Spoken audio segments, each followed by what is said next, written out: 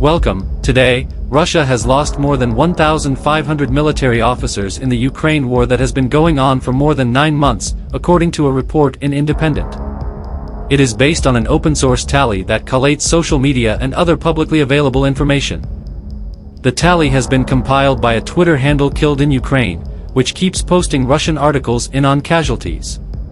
Russia has been continuing their attack on Ukraine, which has left their energy grid teetering on the brink of collapse and disrupted power and water supplies to millions. Russia has suffered heavy casualty in the war, and among those killed are 160 generals and colonels, according to the tally.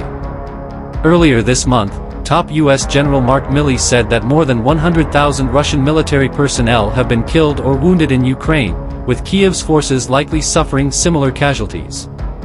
Mr. Milley also said there is a chance for talks on ending the war, and that military victory may not be possible for either Russia or Ukraine.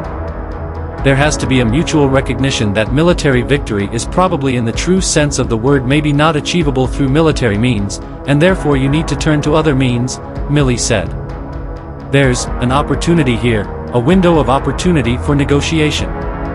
President Volodymyr Zelensky warned Ukrainians to expect another brutal week of cold and darkness ahead, predicting that Russian attacks on infrastructure would not stop until Moscow runs out of missiles. Meanwhile, the General Staff of Ukraine's armed forces said in its daily update on Monday that Ukrainian forces had repelled Russian attacks in several areas, including Bakhmut and Avdiivka in the Donetsk region over the past 24 hours. In what has been described as the most widespread air attacks since the start of the war in Ukraine, Moscow has targeted Ukraine's power grid ahead of winter. In a candid admission made recently, Ukraine's President Volodymyr Zelensky acknowledged that the Russian strikes had destroyed about 30% of his country's power stations in 1 week. However, more recent reports suggest that the relentless attacks have damaged up to 40% of the nation's grid.